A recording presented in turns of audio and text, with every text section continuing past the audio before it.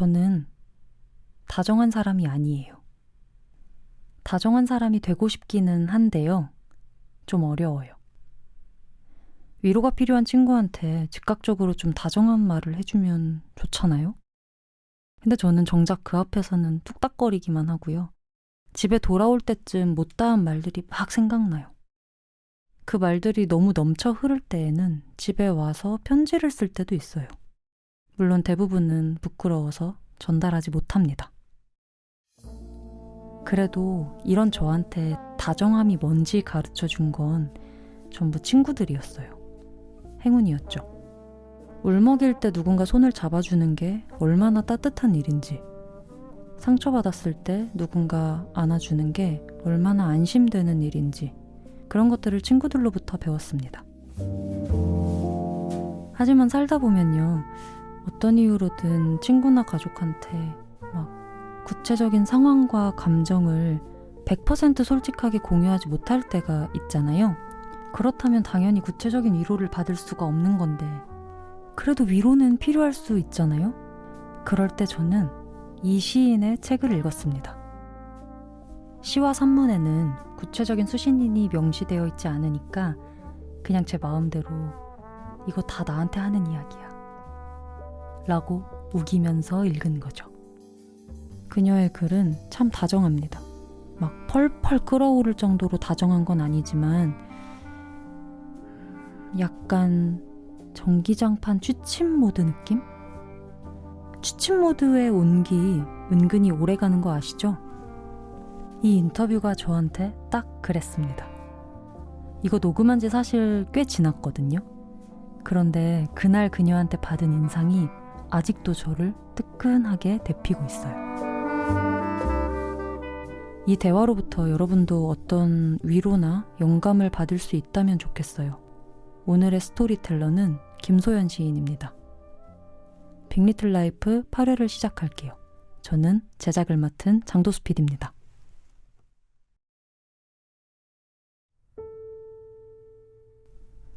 그러나 그 시간은 슬프다. 그 지금이 영원히 오지 않을 것 같아서 슬프고 갑자기 와버릴 것 같아서 슬프다.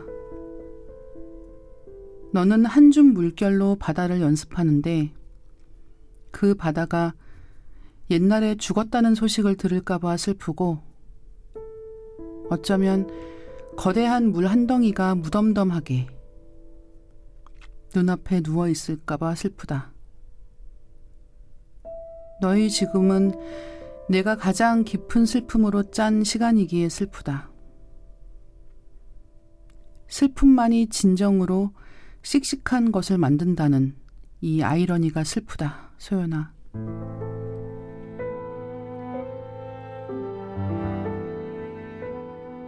(2013년에) 나온 김소연 시인의 시집 수학자의 아침에 실린 발문의 마지막 대목입니다. 세상을 떠난 황현산 평론가가 쓴 발문인데요. 김소연 시인에게 보내는 편지글처럼 쓰였습니다. 김소연 시인의 시를 잘 아는 황현산 평론가에게는 슬픔이 읽혔기 때문에 도닥이는 것처럼 경청한 사람의 답장처럼 발문을 쓴 게 아닐까 했습니다. 언어를 잘 벼려 사용하는 시인이라는 직업을 갖고 30여 년, 김소연 시인의 메일은 어떤 파도를 타고 있을까요? 빅 리틀 라이프에서 모시고 직접 들어봅니다. 시집 아이에게 수학자의 아침 등을 쓰시고 산문집 그 좋았던 시간에 마음사전, 나를 뺀 세상의 전부 등을 펴낸 김소연 시인을 소개합니다. 안녕하세요. 안녕하세요. 네, 기억나세요? 수학자의 아침 발문?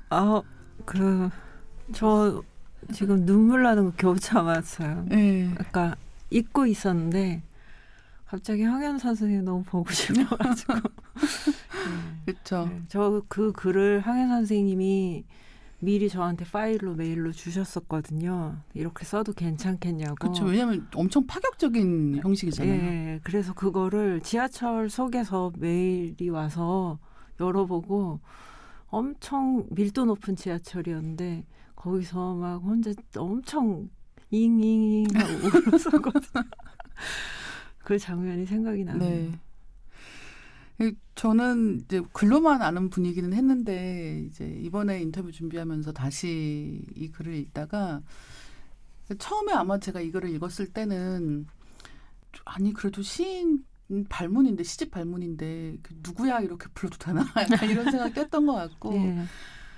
근데 지금 다시 보면서 생각한 게 참 속없을 정도로 다정하게 네. 이걸 쓰셨구나라는 생각이 들었고 예. 시간이 가서 다시 읽을 때 받으시는 위안 같은 게 있겠구나라는 생각도 들었거든요. 예.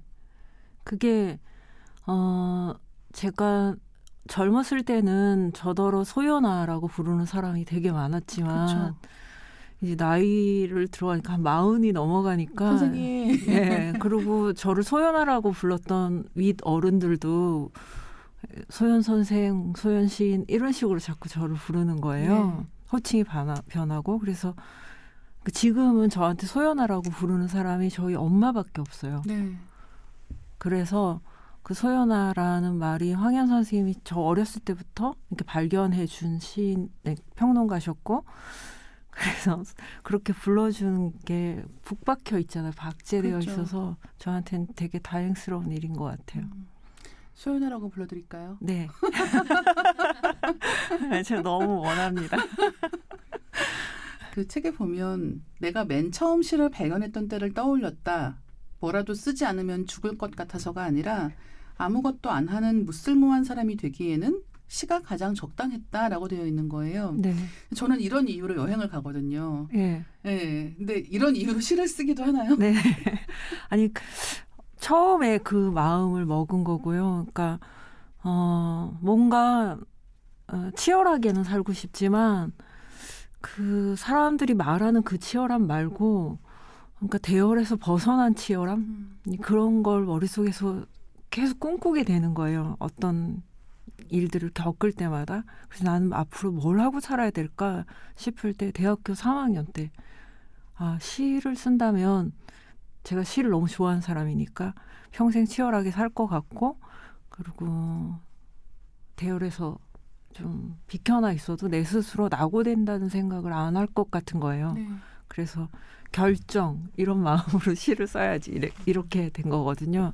사실 그때만 해도 시를 좋아했지만 시 쓰는 사람들은 되게 섬약한 사람이라고 생각하거나 네. 아니면 굉장히 정치 참여적인 투사라고 그렇죠. 네. 그 시대에는 그렇게 생각했었기 때문에 제가 좀 피해가고 싶은 길이었는데 그렇게 선택을 그 명분으로 하게 됐었어요. 앞서 언급한 수학자의 아침 발문 시작도 김소연 시인이 여행지에서 보냈던 엽서에 답장을 하지 않았다라는 네. 것으로 이제 이야기가 시작을 하는데 여행 산문집을 읽으면서 여행 진짜 좋아하시는구나를 일단 알았고 여행을 가는 이유가 시를 쓰기 위해서 가시는 것 같다는 생각도 되게 많이 했었거든요. 네. 그러니까 제가 원하는 시 쓸 자격이 있는 상태라고 하는 게 저는 제가 이렇게 서울에서 뭐 시간을 쪼개가면서 뭐 스케줄을 하고 뭐 돈을 벌고 그런 일들 속에서는 이루어지질 않아요. 그래서 오히려 적응이라고 하는 건 약간 부적응 상태로 적응하는 척하면서 서울에서 버티다가 네. 서울 그 자체를 벗어났을 때 적응이랄 것도 없는 어떤 상태가 그대로 찾아오는 것 같아요. 일단 그 순간 있잖아요. 비행기에 그 입구에 신문 막 놓여 있는 네. 거기서 신문 내가 마음에 드는 신문사 신문 한 장 딱 뽑아서 네. 그 안에 딱 들어가는 순간 약간 이제 뭔가 제 자신으로 그러니까 일상인에서 시인으로 좀 커밍아웃하는 느낌? 진정으로. 그래서 그냥 비행기 안에서부터 막 써요. 진짜요? 네. 그 어떤 고양된 시인의 마음으로. 그래서 여행지 가면 산문이고 쉬고 뭐 태고도 되게 조금 해야 되고 막 어디서 이런 내용들이 내 안에 다 있었지 하게 막 쏟아져 하루에 막 5편, 6편씩 쓸 때도 있고 막 그래요. 그러니까 그런 상태가 될 때 이렇게 막 뭔가 이렇게 밀봉해 놓은 어떤 압력을 가해 놓은 걸 뚜껑을 여는 듯한 그런 느낌이에요. 아니 근데 이제 글 쓰는 사람들 중에 작업을 여행 가서 해야지 네. 라고 생각하는 사람들이 네. 5조 5억 명이 있거든요. 근데 가서 쓰는 사람은 없어요. 예. 그래서 너무 근사한 데를 가시나 보죠. 그런 저는 걸까요? 그러니까 보잘것없는 곳, 소도시, 그냥 약간의 내가 낯선 이방인으로서 생활하는데 인프라가 좀 될 만한 곳, 짧은 영어가 통할 만한 곳, 이런 정도의 대도시 아니고 소도시고 아주 시골도 아니고 그런 곳에서 그냥 방 한 칸 얻어서 전 방 얻을 때도 식탁이랑 의자랑 내가 오래 앉아 있어서 작업할 수 있나 그거부터 보지 침대나 이런 거 안 보거든요. 네. 그러니까 그런 식으로 이렇게 노리고 가는 거니까 제가 가서 능률적일 수 있는 공간을 이제 잘 아는 거죠. 오직 그 능률을 위해서 가지 막 현란하게 막 유적지 있고 이런 데는 잘 안 가. 그게 패착이었네요. 같이 가셨어요. 네. 유적이랑 막 이런 거 네. 구경하는 거 좋아하니까. 그렇죠. 유적지나 막 휴양지 이런 데 가면 절대 안 되죠.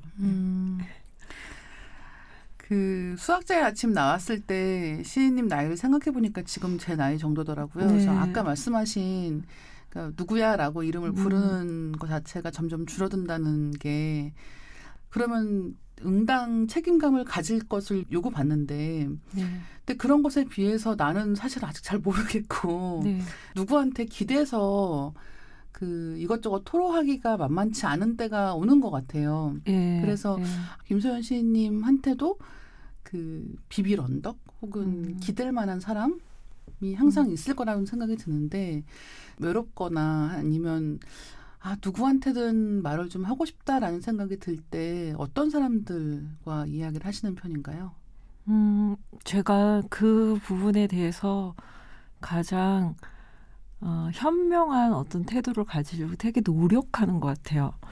그러니까 뭐 나이 뭐 많고 적음을 떠나서 내가 기댈 수 있는 사람이라기보다 기댐을 공유할 수 있는 사람을 이렇게 찾고 그럴 만한 사람에게는 좀 스스럼 없이 다가가려고도 하고 그런 사람을 그러니까 최소한 두지 말고 좀 많이 두는 걸 또 선택해요. 한 사람한테 너무 부담 지우지 않기 위한. 그래서 저 혼자 이런 호칭 저는 별로 좋아하지는 않지만 약간 비슷한 호칭은 없는데 그러니까 사회적 엄마 같은 사람을 한 4명, 5명 정도 갖고 있다가 이분들을 1년에 한두 번씩만 돌아가면서 네. 만나도 세상 참 든든하겠다. 그렇죠. 예, 이런 배치를 한달까요, 머릿속에서. 그렇긴 한데 제가 좀 사실 저 되게 연약한데 겉으로 봤을 때 이상하게 이미지가 되게 겁나 씩씩해 보이나 봐요. 그래서 제가 언니들을 제가 기댈 목적을 가지고 야망을 가지고 다가가는데 한 조금만 친해지면 언니들이 저한테 너무 기대서 그래서 뭔가 이 누가 먼저 기대나 이거 선제 공격을 잘해야 되거든요. 네, 그렇죠. 이거에 대해서 좀 더 학습을 해야 될 것 같다 하는 생각을 요새는 많이 하고 있어요. 근데 그게 왜 기대는 것도 훈련이 필요한 일이라서 맞아요. 예, 다른 사람들이 기대는 걸 받는 역할을 오래 한 사람들은 기대해야 할 때를 잘 구분하지도 못하고 아니면은 어떻게 해야 하는지도 잘 모르는 것 같다는 생각을 종종 하거든요. 네네네. 그러니까 예를 들면 그 사람들은 다 다른 사람들을 볼 때 금방금방 내가 저 사람한테는 기대도 되겠다라는 판단들을 하는 것 같은 느낌이 들 때가 있어서 예를 들면 아마도 김소연 시인님께는 그래 저기 가면 되겠다 뭔가 저기에 이렇게 빨간 불빛 같은 게 켜져 있는 것 같은 느낌을 받으시는 분들이 많을 것 같고 네, 금방 실망하지요 또. 근데 이게 그 기댐에 유능한 사람들 전 부러워요. 제가 제일 무능한 부분이 엄살 떠는 거하고 기대는 거 이게 제일 무능하거든요. 그래서 그것도 일종의 자신감이라고 생각이 되더라고요. 그렇죠. 네. 그리고 그걸 기대는 행위를 해도 내 매력이 깎이지 않는다라는 그쵸. 확신이 있어야만 할 수 있는 거여서 잘난 사람들이 하는 거더라고요. 네, 그래서 참 어렵다라는 생각을 많이 하게 되고 그 망원동이라는 시 보면 나는 소식이 필요하다. 아무 일도 일어나지 않았다는 소식이라는 시구가 있는데 네. 제가 좋아하는 또 다른 시인 스웨터의 나날 중에는 무사하지 않다는 것으로 간신히 무사하다고 소식을 전합니다라고 네, 되어 있단 네. 말이에요. 그래서 요즘엔 어떻게 지내시는지 예, 네. 뒤늦은 근황에 대한 질문을 드리고 싶어요. 그러니까 그 망원동에 나왔던 그 구절은 그 수학제 아침이라는 시집이 세월호 이전이거든요. 직접. 그렇기 때문에 그 이전의 이야기고 스웨터의 나날은 아마 세월호 이후에 그 모든 한국 사회 풍파들 속에서 나온 이야기고 그래서 약간 그 안부에 대한 질감이 다른 것 같고요. 더 좀 상태가 안 좋아진 거죠. 네. 그리고 지금은 저는 그러니까 사실 한 5년 전 정도서부터 거의 나는 미쳤거나 그러니까 제정신이 아니거나 아주 많이 훼손된 상태야라는 생각을 하게 되었고 이제 그걸 회복하려고 그러니까 무던한 노력도 되게 많이 했어요. 방기하는 노력도 해보고 뭐 적극적으로 상담도 받아보고 살려고 진짜 많은 노력을 해봤고요. 지금은 조금 그래도 숨 쉴만 하네 그런 생각을 좀 하고 있고 그래서 이것저것 좀 나답게 좀 씩씩하게 다시 살아볼까 하면서 이렇게 기지개를 켠 지 한 몇 개월 정도 된 것 같아요. 그 훼손되었다라는 느낌이 들었을 때 어떻게 대처를 해야 하는가라는 문제가 네. 모두에게 있는 것 같아요. 그러니까 세상 경험이 쌓이면서 네. 그게 다른 사람들이 보고 알 수 있는 방식은 아니잖아요. 네. 예, 그러니까 내가 감지하는 어디부터 손을 봐야 될지 잘 모르겠는 상태가 지속되었을 때, 근데 그런 때 어떻게 다시 그 메일을 돌릴 것인가? 라고 하는 게 굉장히 중요한 것 같아요. 근데 산문집 쓰신 것 중에서 2018년쯤의 상황에 대한 글이 있단 말이에요. 거기 보면은 올해는 없었던 셈 치고 싶다라고 예. 하신 다음에 이렇게 다른 사람하고 말하다가 올해는 없었던 셈 치고 싶다라고 말을 하고 이제 생각을 해보니까 진짜 그렇게 한 일이 없나 싶어서 예. 12월 31일 날 이제 한 해 동안 한 일을 다 적어보니까 그래도 되게 많은 일을 하고 있었더라라고 예. 쓰신 부분이 되게 인상적이었거든요. 예. 근데 사실 생각하지 않고 살아가는 매일에 대해서 이렇게 생각하고 있는 것 같아요. 그냥 버린 셈 치고 다시 시작했으면 좋겠다 같은 생각을 하는데 훼손되었다라는 느낌을 받을 때는 다시 시작은 없다라는 거를 받아들일 때 오는 것 같아요. 그러니까 내일부터 새로운 인간이 되어야지 같은 생각을 어떻게 보면 할 수 있는 때와 새로 태어나는 건 없다라는 걸 받아들이는 때와 차이가 있다는 생각을 종종 하고 그런 때 어떻게 하루하루를 대처하면서 살아가셨을지도 굉장히 궁금했거든요. 그런 때에 인지 능력이부터 떨어지거든요, 네. 사실. 판단력도 떨어지고, 그리고 자기의 감을 믿지 못하게 되고, 그러니까 자기의 판단에 대해서 그러니까 어수선해져요. 그러니까 명민함 자체가 완전히 제로 상태가 되는 것 같아요. 그러니까 그런 상태였을 때 저는 그냥 거의 짚고 하고 그리고 막 제가 뭐가 필요한지도 모르면서 엄청 닥치는 대로 영화 보고 책 읽고 그랬던 것 같아요. 그런데 그래서 쓸모없는 책도 되게 많이 읽고 쓸모없는 영화도 되게 많이 봤지만 뭔가 약간 한 픽셀 정도는 정리되는 느낌? 네. 그런 느낌을 언젠가 이렇게 몇 개월의 소진 끝에 이렇게 느껴지면서 그런 게 하나 딱 뭔가 회복된다고 느껴질 때 그래도 내가 짐작보다 많이 훼손된 건 아니구나 하는 느낌을 가진 게 회복이 가능하네? 그런 느낌? 그래서 그때 정도부터 약간 생활을 돌보기 시작한 것 같아요. 그래서 기억이 나요. 내가 분갈이 하는 걸 매해 봄마다 좋아했는데 올 봄은 하지도 않고 여름이 왔구나. 네. 그럴 때 이제 분갈이하고 그다음에 식기들을 정리하고 왜 당근마켓에 내다 팔고 막 이런 쓸데없는 어떤 그 집구석 돌보기를 열심히 열심히 하면서 몸을 쓰죠. 그래서 쾌적한 환경, 주거 환경을 만들어 놓을 때 약간 2단계 같은 게 좀 찾아오는 것 같고요. 그렇게 해서 저는 이를테면은 훼손이 된 건 물론 신체하고 마음을 이렇게 구분할 수는 없지만 약간 구분되는 지점도 있잖아요. 근데 뭐 마음을 먼저 이렇게 세우는 건 굉장히 불가능하지만 몸을 억지로 이렇게 세우는 건 약간 가능하기도 해요. 그럴 때 몸부터 일단 추스리는 거 그리고 밖을 많이 돌아다니는 거 뭐 그런 걸 선택했던 것 같아요. 그래서 하루에 막 3만 보, 4만 보씩 막 하염없이 걸어 다니고 땡볕 아래로 그런 식으로 하고 나니까 건강해지고요. 건강해지니까 정신도 약간 차려지는 대목도 생기면서 한 2픽셀 정도가 회복되고 이게 약간 가속을 가지는 것 같아요. 그래서 뭐 회복이라고 하는 게 지금 제가 제대로 옛날처럼 활동할 수 있을 만큼이라 생각하진 않지만 그래도 회복이라는 그 약간 그런 텀으로 유턴했다는 걸 감지하고 있는 것 자체가 중요하다고 생각이 되고 근데 이 모든 것들이 또 금방 무너질 것 같은 거예요. 그리고 사실 이런 게 다 어떻게 생각하면은 저는 제일 깊은 이야기를 하는 친구가 한 2-3명 정도 있는데 그 친구들하고 그런 얘기해요. 너무 많이 각성해버려서 이런 망가짐이 온 거야.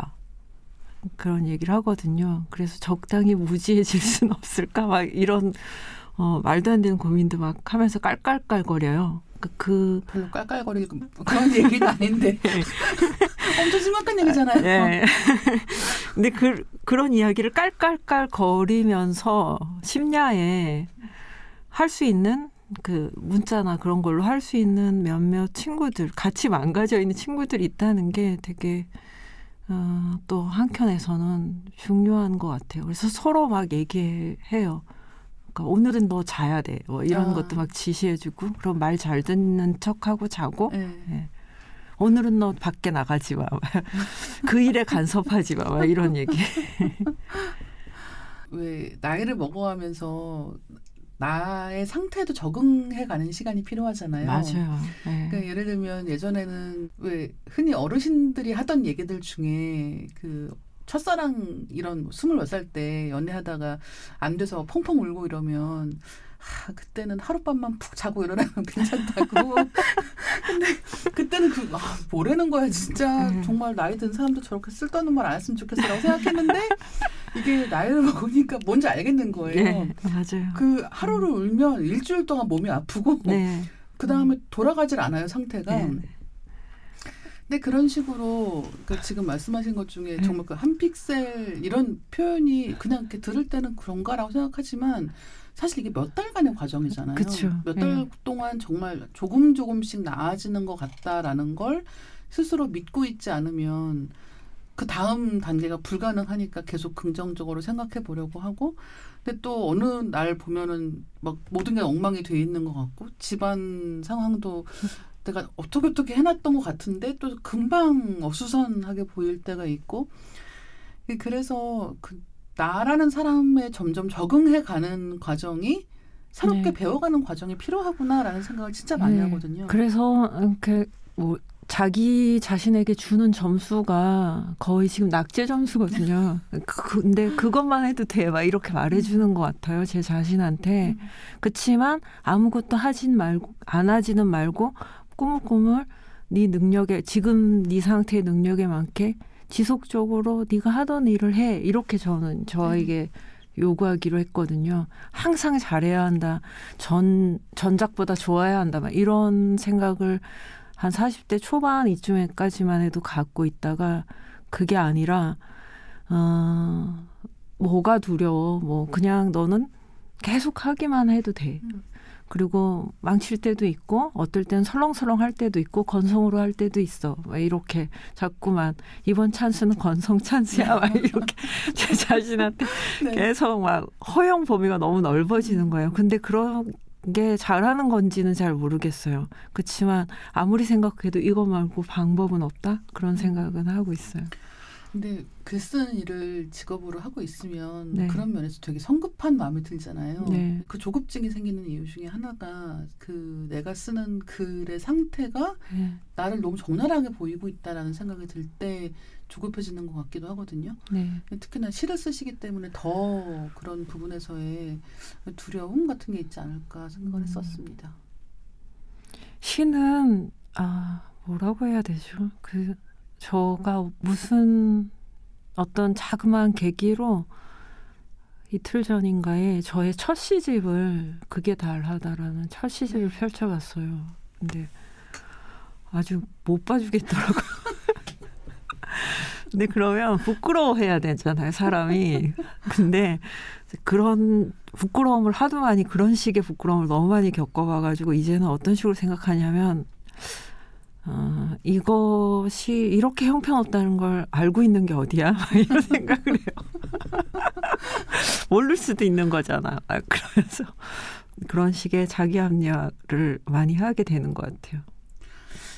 그 옛날 시집 종종 읽어보세요. 이번 안 읽어봐요. 같은 경우는 절대 약간 못 특이한 읽어봐요. 경우였던 것 같고 그게 왜 그렇게 옛날에 쓴 글 다시 볼 때 좀 그 생경한 감각이 있잖아요. 네. 그러니까 예를 들면 잘 쓰고 못 쓰고 일단은 지금 기준으로 봤을 때 어떻다라는 것도 물론 있겠습니다만 참 기분이 좋았다 같은 네. 생각 네. 이런 말들을 막 내 안에서 막 밀어내면서 네. 글을 쓰던 때에 얘는 참 젊은 애다 나랑은 다르다 같은 느낌도 있을 것 같거든요. 예, 그 넘치는 에너지 같은 것들은 사실은 그 지점 때문에 그게 다르다라는 시집을 제가 제일 소중하게는 생각해요. 네. 그러니까 내가 에너지가 어디까지 갈 수 있었던 사람인지 그 시집 하나가 딱 입증해주고 네. 있는 느낌? 그거고 그다음에 대체로 화자가 엄청 멍청하네 막 이런 느낌. 지난 글들을 보면 이게 왜 이렇게 멍청하지 막 이런 생각하거든요. 근데 그렇게 경력이 쌓인다는 게 왜 부담처럼 느껴질 때도 있다고 생각을 하거든요. 시인님께는 어떤가요? 저는 경력이라고 말하기엔 시인한테는 좀 그런 게 저서가 뭐 있고 문학상 뭐 몇 개 받고 이런 것들이 뭐 외부에서 볼 때는 경력이 될 수 있지만 그런 경력은 그렇게 중요하지가 않은 게 엄청나게 시집을 많이 낸 시인 혹은 엄청나게 문학상을 많이 받은 시인이 중년기와 노년기가 제일 피크 더 훌륭해지고 그렇죠. 그런 네. 경우가 예술가의 세계에서는 종종 있죠. 예, 종종만 있잖아요. 예, 그래서 아주 드물게만 있기 네. 때문에 그러니까 나도 그렇게 드물게 있는 케이스인지 아닌지를 사실은 아직 판단하면 안 되는 그렇죠. 예. 그런 때이기 때문에 그 경력 자체를 제가 인식하지는 못하는 것 같고요. 그냥 약간 업보가 쌓이는 느낌이 들어요.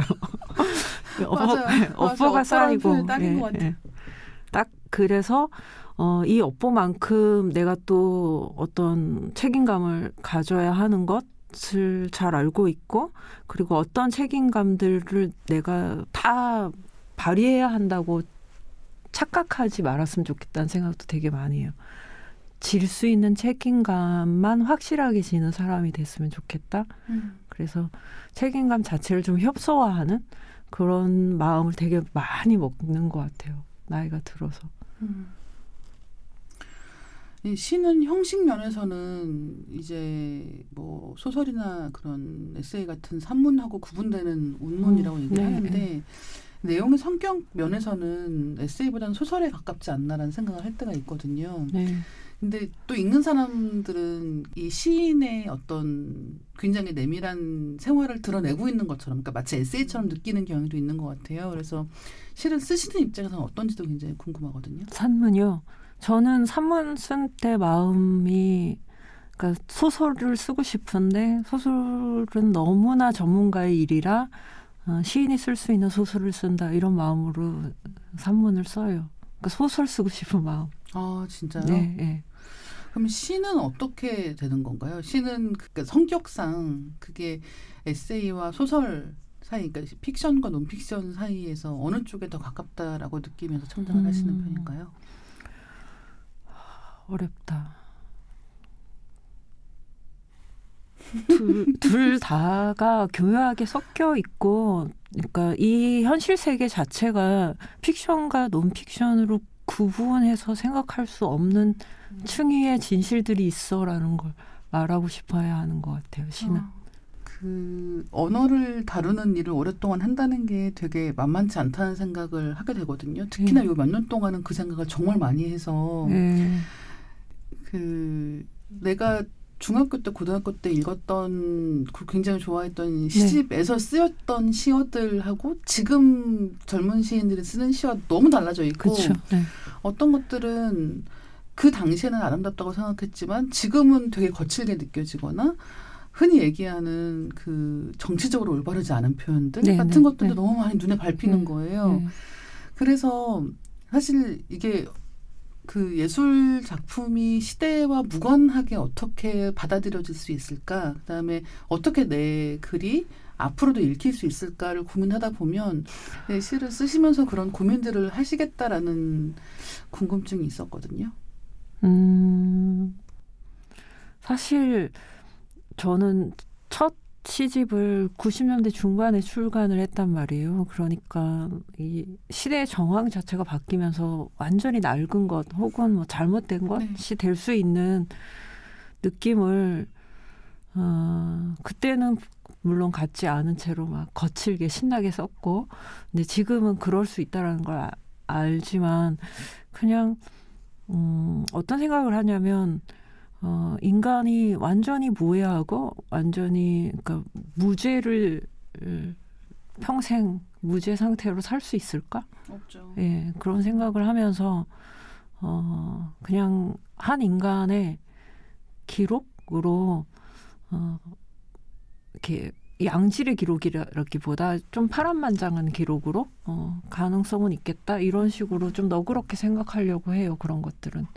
근데 지금 말씀하신 게 그 나를 뺀 세상의 전부에 실린 죄의식이라는 글을 연상시키기도 하는데 그게 그 스포트라이트라는 영화 보시고 나서 쓰신 글이에요.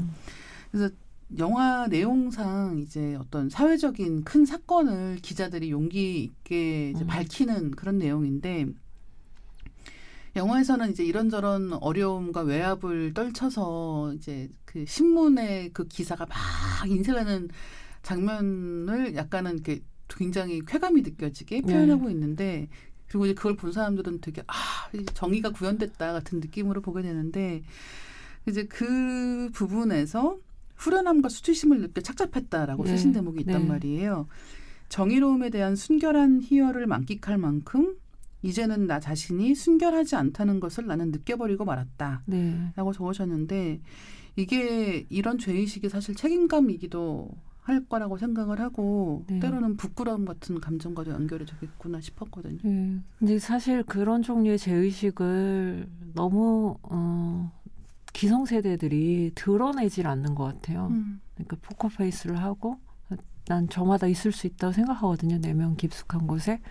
그런데 어떤 싸움에서 어떤 대열 속에서 하면 안 되는 행위 중에 하나일 거예요. 근데 저는 시인이라는 자유로움이 있으니까 이 죄의식을 사회에 좀 꺼내놓고 싶은 생각이 되게 많이 들어요. 그래서 가지고 있는 죄의식들이 뭐 어떤 죄의식은 사실 근원을 알 수 없는 것도 있고 막연한 것도 있고 구체적인 자기 안에 역사하고 맞물려 있는 것도 있고 그런 것들을 다 꺼내놓고 이야기를 건강하게 그것도 양지에서 좀 나눴으면 하는 마음이 있어서 이렇게 그렇게 적어봤는데 그 글 제가 그 몇 줄을 쓰면서도 단어를 고르고 그렇죠. 예, 그 너무 뭐 비장하게도 말하지 말고 가볍게 다루지도 말기 위해서 신경을 썼단 말이에요. 근데 사람들이 별로 그 글을 안 읽어주더라고요.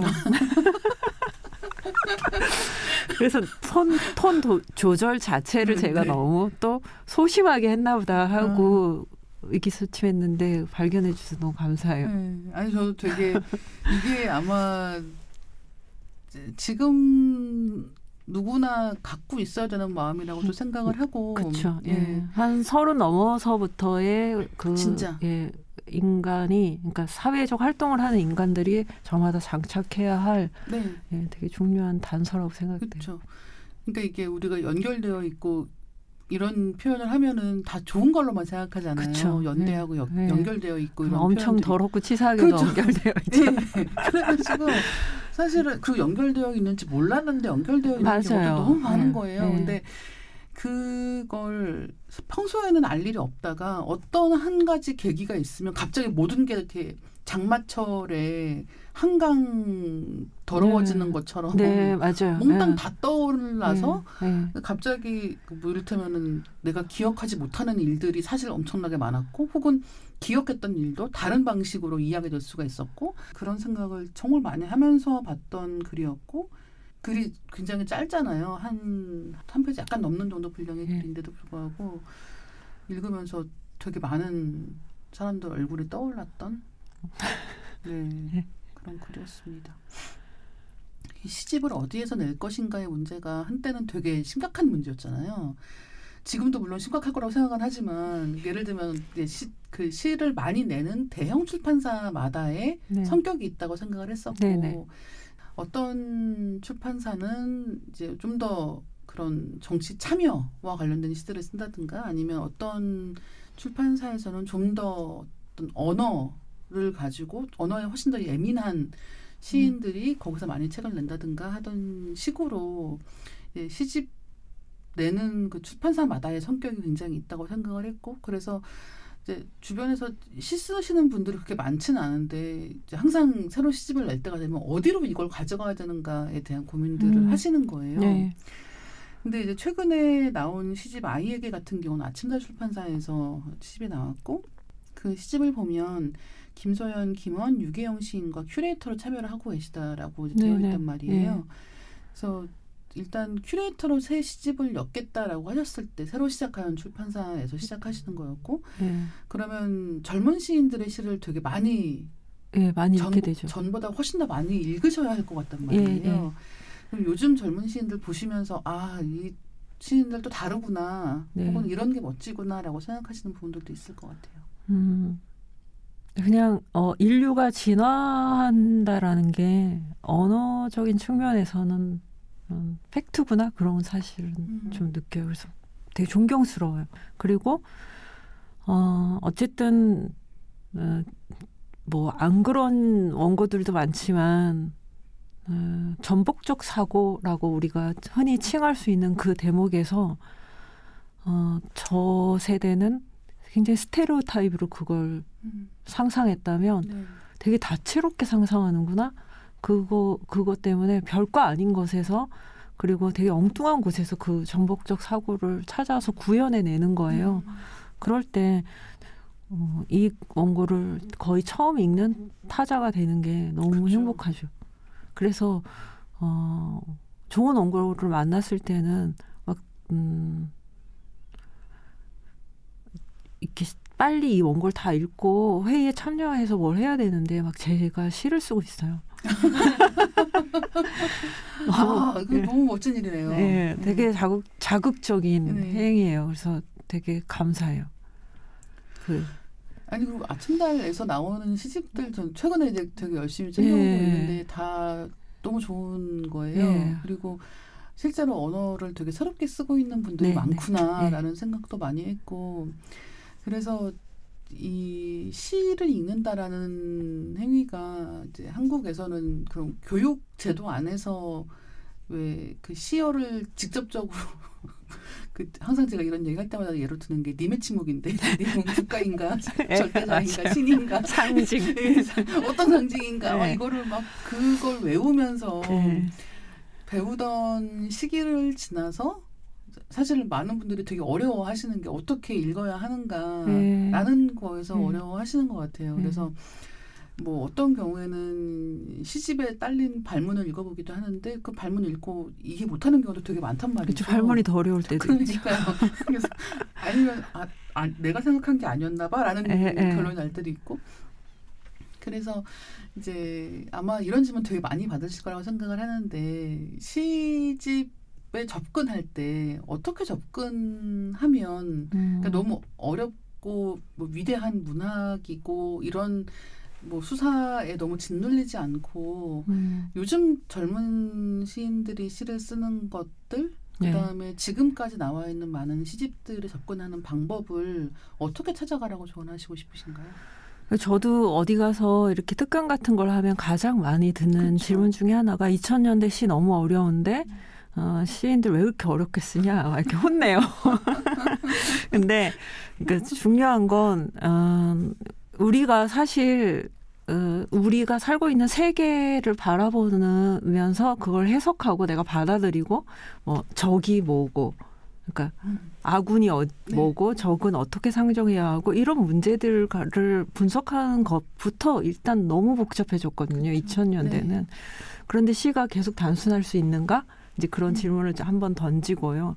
그리고 또 하나는 그렇네요. 일단은 시대가 변했다는 게 그쵸. 그런 면에서 네, 그렇게 단순하지 않았다고요. 사실 20세기에는 적도 좀 분명한 그쵸. 편이었고 이제 그런 걸 보면은 시가 당연히 그렇게 진화해 왔겠죠. 복잡하게. 그 유기체니까. 근데 또 시인들의 언어가 되게 복잡하다는 것에 대해서 그걸 다 장악하고 해석해야 한다라는 강박이 독자들에게 저는 있다고 생각해요. 마치 수학 문제 풀듯이 네네. 답이 딱 떨어져야 되고 그런데 우리가 타인을 대할 때 그냥 뭐 대충 하루 이야기 나누거나 뭐 친구 평생 친구를 삼아도 그 속을 다 알 수는 없잖아요. 모르는 미지의 영역이 굉장히 많이 남아 있는 채로도 호감을 갖고 그리고 저 사람에 대해서 아는 척도 하고 어디 가서 아는 척하는 그 요약하는 워딩도 그렇죠, 하죠. 이런 사람이 저런 사람이야. 네. 그 정도로 시를 받아들여도 된다고 생각하는 거예요. 저는 그 얘기를 하면 좀 이해를 하시더라고요. 그래서 좀 모르는 게 있어도 그냥 다 캐내야 한다고 생각 안 하는 거. 그래서 우리가 탐정으로 시를 읽을 필요는 없다. 네. 그런 얘기를 하죠. 사실 이제 그렇게 좀 너그럽게 보여야 되는 측면도 있기도 하지만 어떻게 생각하면은 비평적인 영역에서 21세기의 이 복잡해진 시를 다룰 이 잣대가 도구가 준비되어 있지 않아요. 그것도 또 하나의 또 맹점이기도 한 것 같아요. 저는 요즘에 이제 시인들 시를 접할 때 굉장히 어떤 영상적인 이야기의 형태나 아니면은 어떤 이미지를 그리는 방식 같은 것들이 굉장히 이전보다 영상적이라고 느낄 때가 많단 말이에요. 근데 그걸 어떻게 받아들일 것이냐. 근데 지금 말씀하신 게 이제 비평도 같이 발전을 해야 하는 부분이고 예전에 이제 그 비평의 언어가 가지고 있던 것과 다른 기능을 해야 되는 때가 또 왔겠구나라는 생각이 들어요. 비평의 어떤 고비라고 생각해요. 뭔가 있던 것으로 비평하기에는 어떤 고갈된 어떤 느낌이 저는 있기도 하거든요. 그래서 시는 계속 뭔가 세포 분열을 하면서 맞아요. 이상한 방식으로 진화하고 있는데 이제 비평은 그렇게 맹렬한 진화는 안 되고 있으니까. 이게 사실 영화도 비슷한 고민을 그죠. 하고 있거든요. 그리고 이제는 영화만이 아니라, 그러니까 극장에서 보는 영화만이 아니라 영상 매체 자체가 굉장히 다양해졌고 영상 매체마다 편집하는 방식이 다른 거예요. 유튜브 편집은 많은 경우에 텍스트 기반이란 말이에요. 영화에서는 그 어떤 인물이 말을 하는 사이사이에 그러니까 흔히 마가 뜬다고 얘기하는 그 틈이 있잖아요. 뭐 어디서 끊고 어떻게 이어서 말하는가 같은 것들이 굉장히 중요한데 유튜브 편집을 보면 그 말을 다 없애요. 가능한 빨리 말을 붙여서 그 정보를 전달하기 쉽게 그다음에 그걸 적당하게 요약해서 자막을 쓰는 것으로 중요한 역할을 하게 되는데 정말 평론도 같이 발전을 해서 그런 방향으로 가야 되는데 그런 이야기가 충분히 되고 있나에 대한 질문을 계속 하게 되는 것 같습니다. 그리고 사실 우리의 시지각 문화 자체가 너무 막 또 눈만 뜨면 새로운 게 나타나는 그런 느낌으로 진화되고 있는 것에 비하면 그러니까 그런 것들을 그 이미지 작업들을 다 다루는 그런 비평들은 거의 부재하지 않아요. 그러니까 이게 전 제일 제가 안타까워하는 것 중에 하나가 한국 문화가 다 분화되어 있어가지고 영화 한 사람은 영화판에서 전문가, 그 외의 분야는 문외한 이런 맞아요, 식으로 맞아요. 문학하는 사람은 문학에서만 전문가, 문외한 이렇게 되면서 사람들이 조금씩 약간 바보가 되어가는 느낌이 들어요. 전문화될수록 더 바보가 되는. 네. 그래서 그 어떤 폐쇄성들이 사실은 제가 제일 싫어하는 부분 중에 하나거든요. 지금 21세기에서. 네. 그래서 이게 영화 이야기든 뭐 문학 이야기든 간에 서로 맞물려서 또 진화하는 공통 분모 같은 게 있을 거 아니에요. 그렇죠. 그런 것들을 막 되게 질 좋은 대화를 하고 싶어요. 항상. 그런데 그런 대화를 어디서 해야 될 줄 모르겠어요. 그래서 맨날 블로그에다 뭐라고 써요.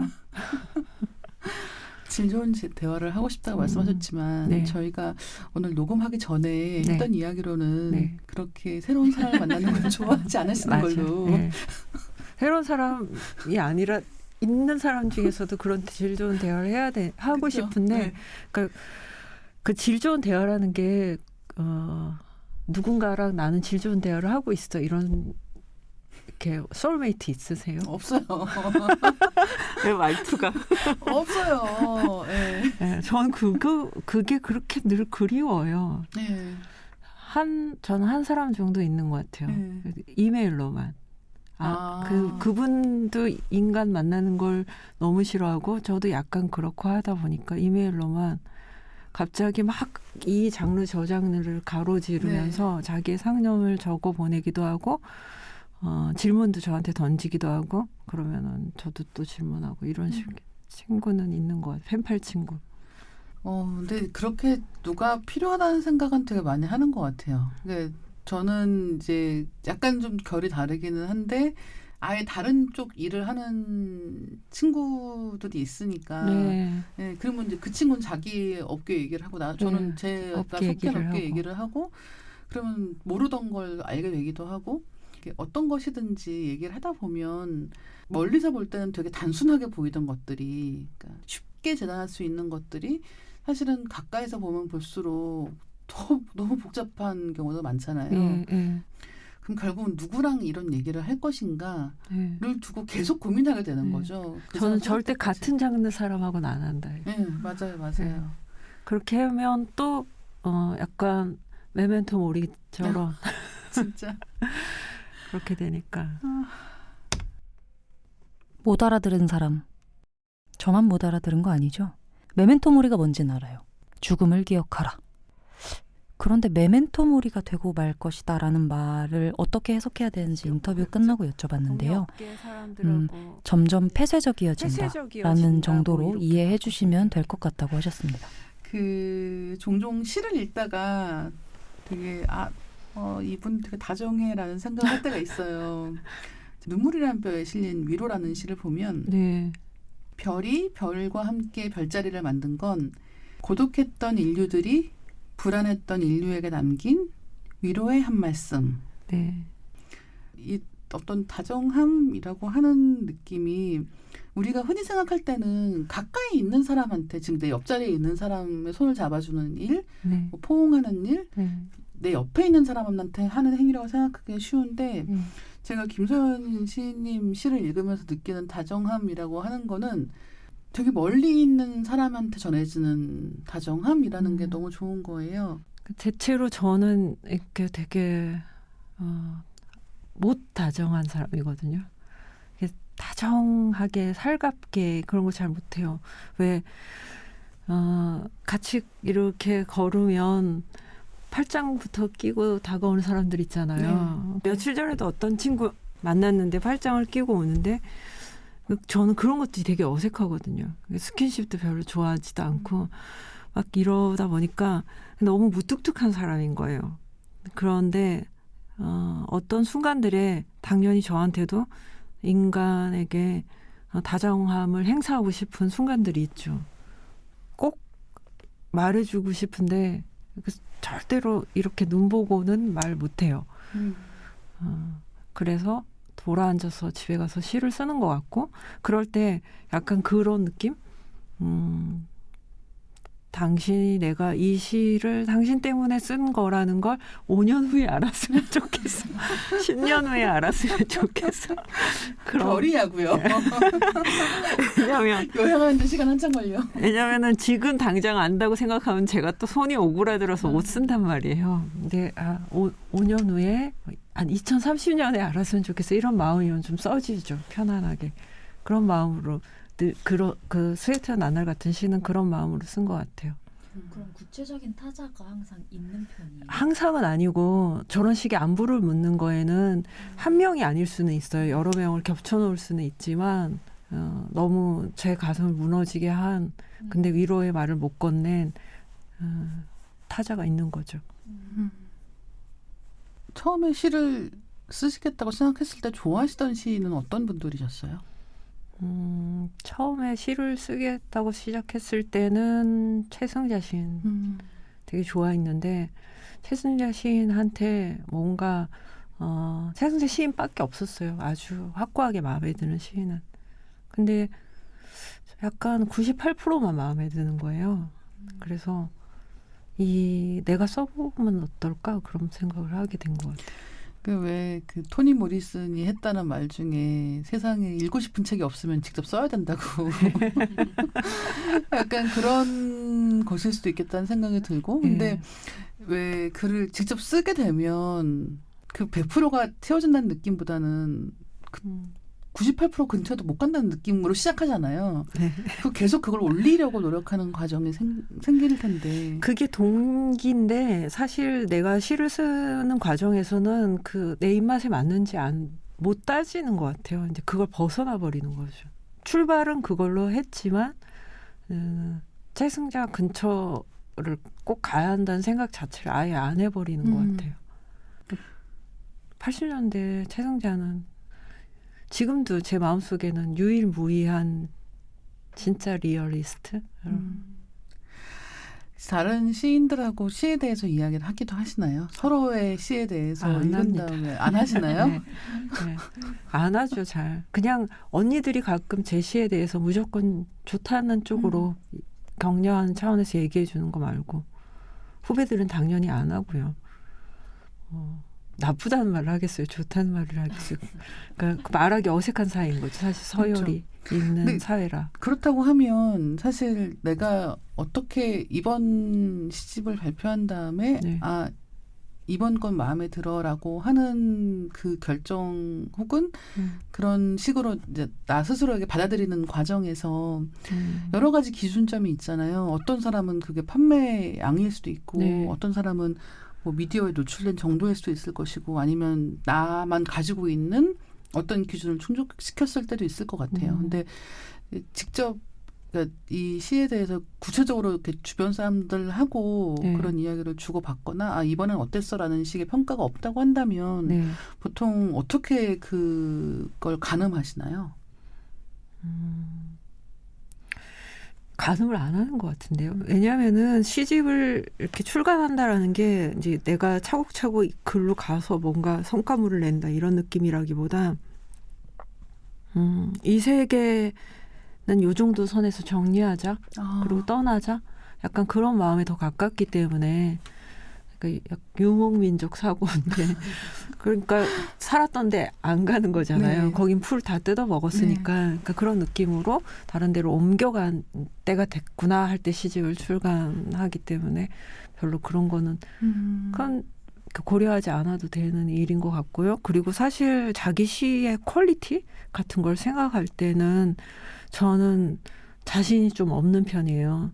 내 시가 퀄리티가 되게 좋을 거라고 생각하는 쪽이라기보다 그냥 정직했고 진심을 다하지 않았나? 그런 생각을 더 많이 하는 것 같아요. 그 유목민족이라고 말씀을 하시면 그럼 다시 안 가시나요? 그렇지는 않겠죠. 거기 풀이 또 잘하면 가야겠죠. 그렇지만 다시는 안 가고 싶은 마음이 항상 그 한켠에 좀 있는 것 같아요.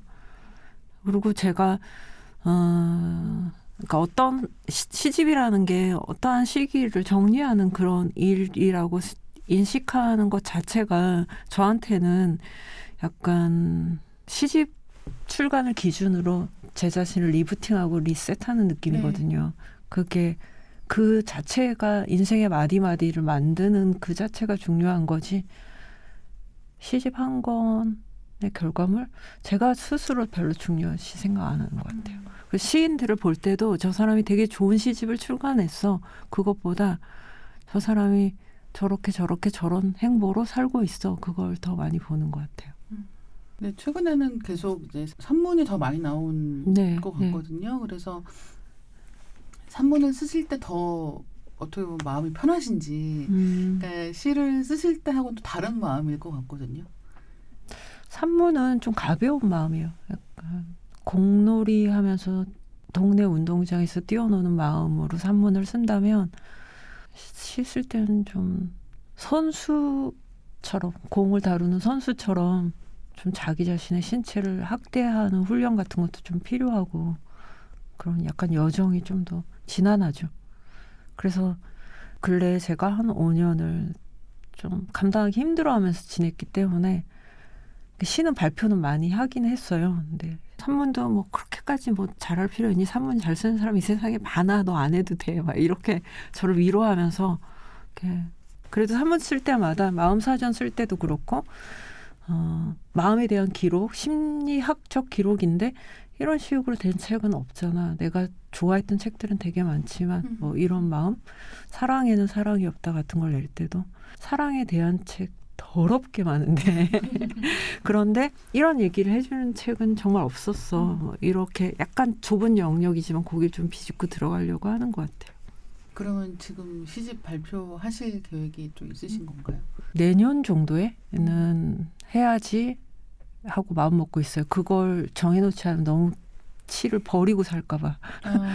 예. 그 쓰고 말하는 일을 하다 보면 어떤 처음에 시작할 때는 이제 그 글이라고 하는 것만 보고 시작했던 일이라고 해도 결국은 이 사람이 하는 행동 이런 것들과 연결지어서 이제 익힐 수밖에 없는 세상이기 때문에 갖게 되는 부담감 같은 것도 있지 않을까 생각을 했었거든요. 그래서 제가 그 말씀에 딱 생각나는 것 중에 하나가 제가 수학자의 아침 시집을 출간을 한 직후에 좀 신문 인터뷰를 많이 하게 됐는데 어떤 한 신문에서 제목이 그거였어요. 용산 참사로 시의 진실 깨달아 뭐 이런 제목. 네. 그 황현사 선생님이 제가 용산 참사의 작은 발걸음을 몇 번 한 걸 기억하고 써주신 그 대목도 사실은 지워달라고 부탁하고 싶었는데 제가 선생님께 감히 어느 부분을 삭제해달라는 말을 도저히 못하겠는 검열이니까. 그렇죠. 하지만 뭐 할 수도 있는 거 생각하지만 어쨌든. 네. 근데 하필 그 발문에 있는 그걸 가지고 와서 그걸 제목으로 너무 근사한 여전사로 저를 만들어 주셨는데 그러니까 그런 식으로 가끔 제가 어떤 식으로 프레임화 될 때 네. 이제 그런 것들을 무지하게 경계하거든요. 그래서 제 시집을 번역해 주시는 어떤 분이 저보고 저의 정체성을 좀 스스로 워딩 해달래요. 그 책 속에 써먹게. 그래서 프레임 없는 프레임으로 가주세요. 이렇게 부탁하기도 하고 그랬거든요. 네. 그러니까 뭐 사실 뭐 시 쓰는 행위 자체가 그걸로만 볼 수 없다고 생각될 때 시가 동력이 되는데 시인한테 자꾸 어떤 프레임을 자꾸 부여하면서 어디에 가두려고 하는 것 그런 시선들도 있죠. 그래서 사실 많은 일을 할 때 이제는 뭘 하든 간에 자꾸 뒤에서 숨어서 하게 되고요. 약간 누굴 슬쩍 돕는 식으로 하게 되고 자꾸 익명성을 추구하게 되는 것 같아요. 뭘 해도. 예전에는 트위터 초창기 그런 때는 막 트위터에다가도 나발나발 말하고 그랬거든요. 근데 이제는 그걸 안 하게 됐어요. 네. 그러니까 하면 할수록 막 어디서 제가 일을 했는데 10개짜리 프레임이 막 와서 막 이렇게 저를 그렇죠. 네. 말과 글이라는 게 진짜 네. 무서운 것 같아요. 어떤 그렇죠. 사실 그게 부담스럽다기보다 약간 주제 넘는다 이렇게 느껴질 때도 많고 어떤 프레임 자체를 전유하기 위해서 싸우는 맹렬한 맞아요. 네. 약간 과들도 있단 네. 말이에요. 그들과 그러니까 호전적이지 않은 내가 싸울 일을 안 만들고 싶은 좀 그걸 뭐라고 해야 되죠? 멍청한 마음도 있고요. 그 마음사전 아까 언급하셨지만 거기 보면 자존심하고 자존감 이야기가 있어요. 예. 자존심은 차곡차곡 받은 상처들을, 자존감은 차곡차곡 받은 애정들을 미천으로 한다. 그러다 보니 스스로를 지켜내는 것이 자존심이 되고 누군가가 불어넣어주는 것이 자존감이 된다라는 대목이 있습니다. 그래서 시인님한테 자존심과 자존감은 어떻게 쌓이고 예, 누구로부터 받았다라고 느끼실 때가 많은지 궁금했어요. 자존심은 자존심을 내세우는 걸 약간 경계해요. 그러니까 누가 내 자존심을 건드렸다 할 때는 그냥 저 사람이 바보야 이렇게 생각하고 말려고 노력을 하고요. 근데 자존감이 떨어졌다 이런 느낌이 들 때는 자존감을 회복하기 위해서 그러니까 제가 좋아하는 어른들 그런 책 만나러 가는 그런 일을 꼭 하게 되는 것 같아요. 그리고 이게 자존감이라고 하는 거는 사실은 어떤 성과이기도 하지만 그 사람의 타고난 것도 있고 자기 노력에 의해서 자기가 쟁취하는 축복의 형태거든요. 네. 그래서 제가 타고난 축복이 많지 않은 사람이기 때문에 그거에 대한 노력은 어렸을 때부터 초등학교 때부터 무지하게 했었던 것 같아요. 본능적으로. 그러니까 그때부터 자존감과 자존심을 약간 구분했었던 것 같고요. 촉으로. 그래서 내 자존감을 채워줄 수 있는 인간들을 선호하는 쪽? 그런 선택을 많이 하면서 지냈고 지금도 그래요. 그럴 때는 응숙도 되게 원색적으로 잘 부려요. 어른들 앞에서.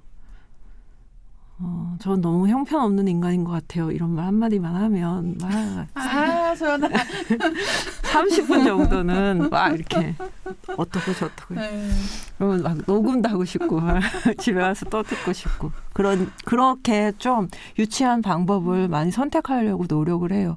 그 인간의 유년기간 어쨌든 완벽하진 않잖아요. 유년기 때부터 훼손되어서 있던 것들 그 유년기부터 채워야 하거든요. 그러니까 네. 좀 유치해야 한다고 생각해요.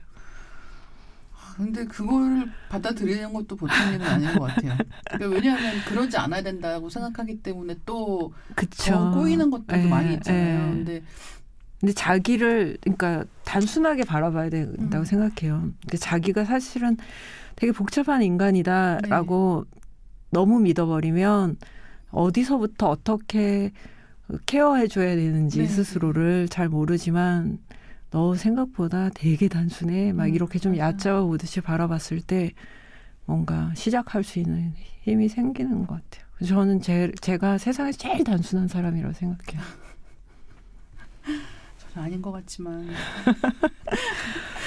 그 시 창작 수업도 되게 오랫동안 해오신 걸로 알고 있고 네. 작은 규모의 워크숍 같은 것들도 많이 하셨다고 제가 알고 있습니다. 그래서 그 시인이 되는 게 목적이 아니라고 해도 시를 더 잘 읽기 위해서 써보는 작업이 있는 것도 굉장히 중요할 그쵸. 수 있다, 네. 혹은 좋을 수 있다고 생각이 들거든요. 그 시 쓰는 사람이 되기 위한 시인의 시선, 시인의 관찰법 같은 게 있다면 어떤 게 있을까요? 제가 이런 이야기를 강의 시간에 한번 한 적이 있는데요. 너무 내면 토로로 치우친 그런 시를 써서 근데 그 내면 토로도 정리가 안 되어 있을 때 이제 공감도 잘 안 된단 말이에요. 그런 시를 쓸 때 그것으로부터 벗어나고 싶어야 하는 한 수강생 분에게 지금부터 집에 가는 길에 눈에 보이는 것만 적어서 한번 자기 전에 과제로 보내주세요. 이렇게 말씀을 드렸는데 하겠다고 약속을 하고 정말 그렇게 해서 보내주셨는데 눈으로 본 게 하나도 없는 거예요. 그런 경우는 진짜 많죠. 예. 그 속에 그 집에 가는 동안 눈으로 본 거라고 생각하지만 자기가 생각하고 잠깐 요만큼씩만 등장하고 뭐 유리창, 뭐 차창 조금 자기 내면에 다 해석들, 그 자기가 감정이입한 사물들 이런 것들만 등장을 하는 거예요. 그래서 이제 그 진단부터 시작을 하면서 그러니까 얘기하거든요. 그래서 어쨌든 시를 쓸 때는 평상시 자기 자신보다 좀 더 나은 인간이 되기 위해서 시를 쓰는 거니까 평상시 자기 자신을 너무 믿지 마라. 그런 말을 많이 하죠. 그래서 너의 육체를 차라리 믿어라. 그래서 오감을 동원해서 네가 머릿속에 정리된 어떤 것들을 전달하려고 하지 말고 오감을 동원해서 우리한테 단지 던져줘라. 그러면 더 빨리 전달할 수도 있다. 이런 훈련을 먼저 해보자. 뭐 그렇게 제안을 하죠. 그렇게 해서 기본적으로 너무 쉬운 이야기지만 관찰력이 제일 중요하다고 그렇죠. 생각해요. 그러니까 자기 안에 막 할 얘기가 되게 많은 사람들은 이제 원석인 상태이긴 하지만 그 할 얘기가 과연 출간될 만한 이야기인지 맞아요. 예. 그리고 남들에게 어떤 생각할 만한 걸 던져줄 수 있는 이야기인지 그런 거는 모르는 거잖아요. 그걸 알아가는 과정 자체가 다른 사람들은 어떻게 살았고 예, 다른 사람 시선은 어떻고 이걸 배우는 과정에서 다듬어지는 건데 그것도 다 관찰이니까 그걸 포함한 관찰력이 가장 중요한 것 같아요. 그래서 지금 말씀하신 게 아마 지금 시대의 글쓰기와 관련된 가장 큰 오해를 불식시키는 것 같아요. 그 뭐냐면 지금은 너무 많은 사람들이 자기 표현이라고 맞아요. 생각하는 것 같아요. 네. 그게 글쓰기든 말하기든. 네. 근데 실제로 그런 일을 업으로 하는 사람들이 하는 건 지금 말씀하신 관찰에 해당하는 거거든요. 네. 그리고 내가 하려는 이야기가 공감대를 얻을 수 있는가? 네. 혹은 적절한 지식적 기반을 가지고 있는가? 네. 내가 본 것을 글로 옮겨서 보지 못한 사람에게 똑같은 걸 상상하게 할 수 있는가? 그렇죠. 같은 시기에 네. 엄중한 네. 어떤 능력 같은 거를 네. 갖추려고 노력하는 부분들이 있는데 이제 그런 걸 다 제하고 나를 표현하고 싶고 그런 어떤 독특한 나만의 무엇이라고 하는 신화 같은 게 있는데 사실은 그렇게 혼자만 가지고 있는 것은 애초에 불가능하고 그러면 다른 사람들하고 어떻게 연결될 수 있는가를 찾기 위해서는 나보다 남을 잘 봐야 된다는 거예요. 네. 맞아요.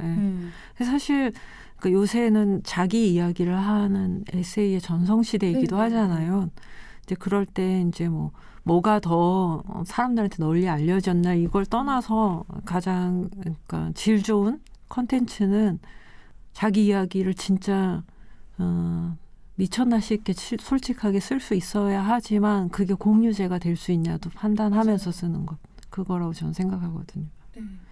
그런데 공유제가 될 수 있는 것만 빠지면 자기 이야기 진솔하게 다 안 하고 약간 이 균형 감각이 굉장히 안 좋은 상태일 때의 글들도 사실은 되게 많이 유통이 되잖아요. 네. 이제 그걸 저가 가지고 있는 그러니까 뭔가가 마음에 안 드는데 왜 나는 이 사람의 이 이야기를 왜 성에 안 차야 할까 이런 걸 생각할 때 그거 잣대로 제가 사용하는 것 중에 하나예요.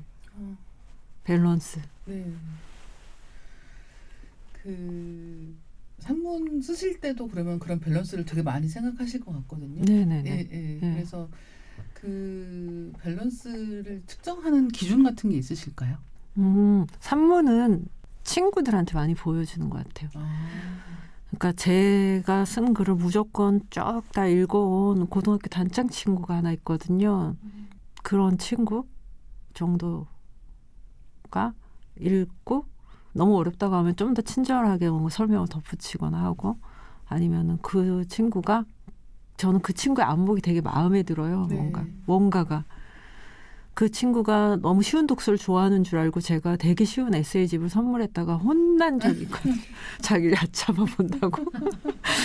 나름 까다로운 어떤 수위를 가졌는데 그 친구가 보고 깜짝 놀랐어 라거나 뒤통수를 한 대 맞은 것 같아 이런 느낌으로 느껴지는 걸 그러니까 쓰려고 이렇게 선별하는 것 같아요. 발표할 때는 많이 발표하다가 책으로 묶을 때 이제 반 정도는 버리는데 그 친구가 골라주고 그리고 뭐 친한 친구들 한두 명이 네. 예, 뭐 젊은 친구도 있고 동료도 있고 그렇게 해서 이거는 한 5년만 지나도 낡은 얘기가 될 것 같아 이런 것도 골라주고 그래요. 어떤 표현하는 일을 하는 그 입문 단계에 있는 사람들은 그 들인 공이 아까우니까 아무것도 버리고 싶지 않아 한단 말이에요. 예. 근데 실제로 이제 그 일을 직업적으로 전문적으로 하고 있는 사람들을 보면은 되게 많이 버리고 버린 것에 대해서 미련도 갖지 않고 네. 그런 버리는 결정을 잘 해야 남은 것들이 잘 살아난다고 생각하는 그게 아마 그 경력이 쌓이면서의 네. 가장 큰 차이가 아닐까 싶거든요. 왜 이런 걸 버려라고 생각하지만 그걸 버려야 남은 걸 살릴 수 있다는 판단 같은 것들이 있어서 이제 그렇게 시집을 묶으실 때도 아마 같은 판단을 하게 될 것 같고 되게 많이 버리고 사실 사람들한테 하평할 때 저 이거 어떻게 퇴고해야 하죠? 이런 말을 할 때 어떨 때는 잔인하게 이런 말도 해요. 퇴고하지 말고 휴지통에 넣으세요. 이렇게. 이렇게 집에서 말씀하시는 거예요? 근데 그게 조근조근하게 사실 그러느니 새로운 걸 맞아요. 쓰는 게 나은 것 경우가 되게 많고 그리고 휴지통에 넣는 일을 두려워하는 순간 늘지 않는다는 네, 거를 네. 제가 알거든요. 그래서 그 사람을 정말 위하는 마음에서 그리고 시는 제가 어디서 김한민 씨인가가 어떤 그 드로잉이랑 같이 한 네, 스토리텔링 맞아요. 네. 집에서 시는 천민의 무기다 이런 표현을 쓴 적이 있어요. 근데 그 말이 되게 정확하다 이렇게 생각했었는데, 그러니까 자본이 들지 않는 창작 행위 중에 아마 거의 유일할걸요. 그렇기 때문에 시간만 들었지 그리고 나의 에너지만 들었지 하기 때문에 얼마든지 버릴 수 있다고 생각해요. 10원도 들지 않은 것이기 때문에. 하지만 제 시간이 들어갔잖아요, 선생님.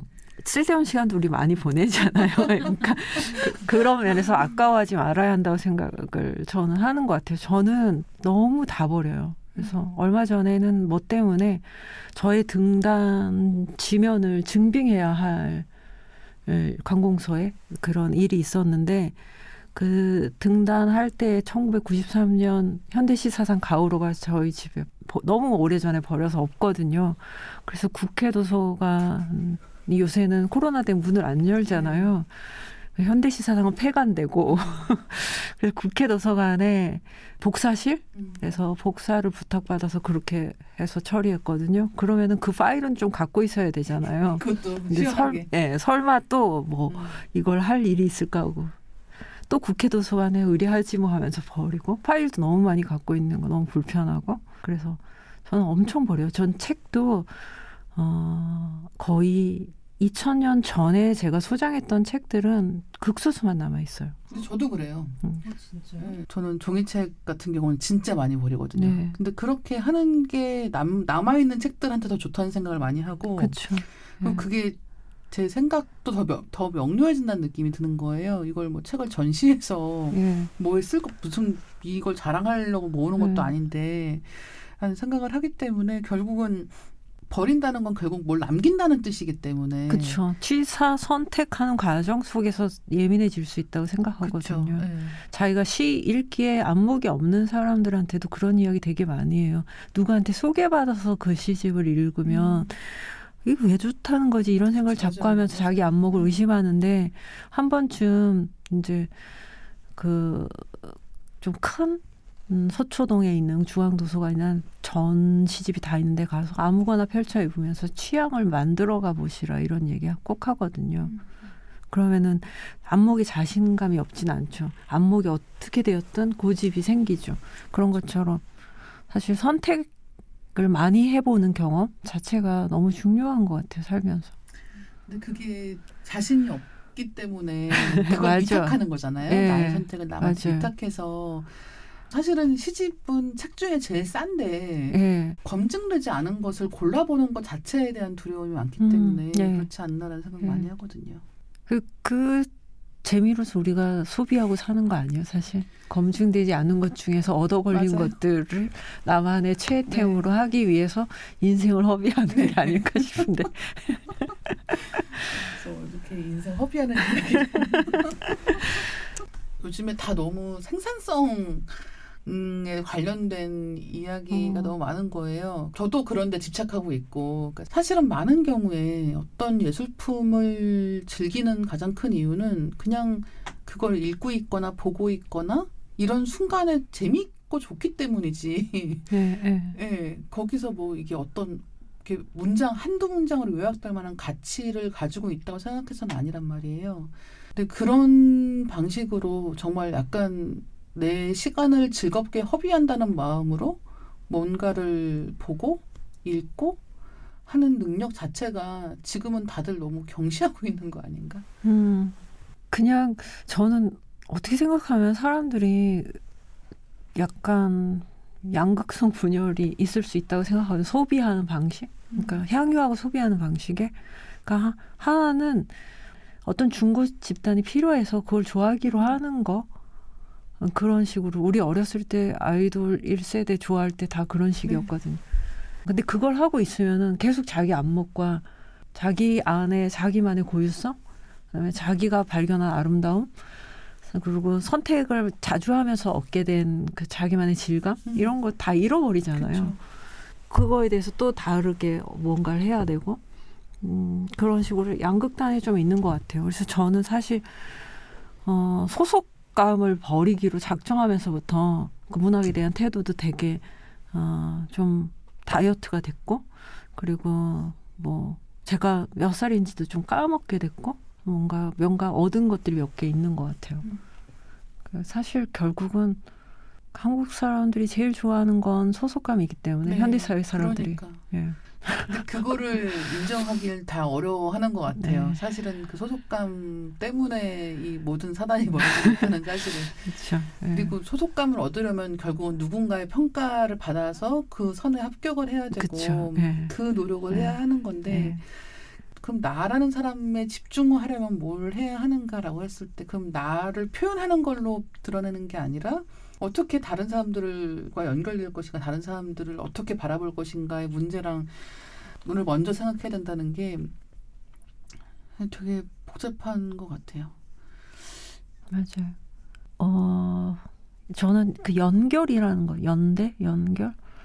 이 부분에 대해서 사람들이 가지고 있는 판타지가 좀 더 리얼한 것이 되었으면 좋겠다는 생각 되게 많이 하거든요. 그 부분도 해결돼야 되고, 그 부분이 해결되는 것도 사실은 소속감에 관한 좀 다른 논의도 좀 필요한 것 같기도 하고요. 저 혼자서 그런 생각 되게 많이 해봅니다. 소속감이 우리를 망친 게 얼마나 많은지 막 이런 거. 연대감에 대한 판타지라는 게 예. 구체적으로 어떤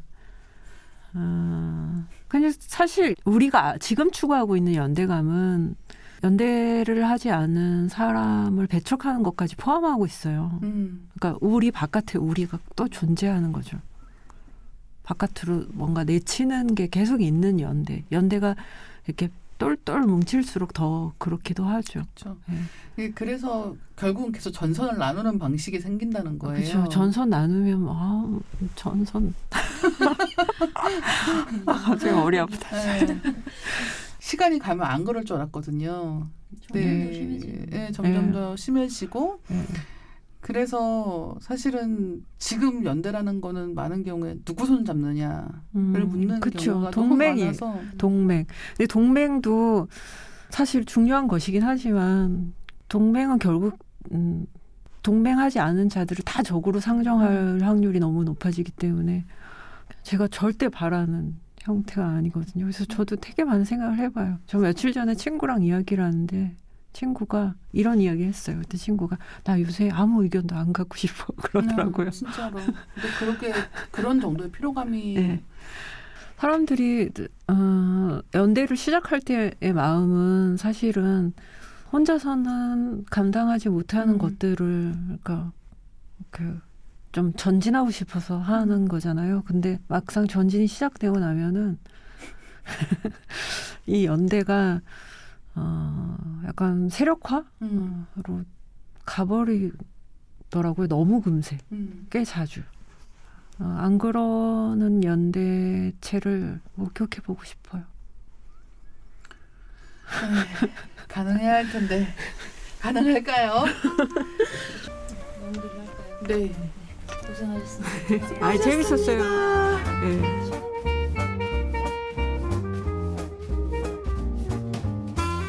전기장판처럼 뜨뜻한 시간 되셨나요? 오늘은 평소보다 분량이 좀 길죠? 그래서 에필로그는 짧게 끝내도록 하겠습니다. 다음 주에는 커리어에 관한 이야기를 조금 해보려고 해요. 다음 주에도 많은 기대 부탁드리겠습니다. 빅리틀 라이프 8회를 마칩니다.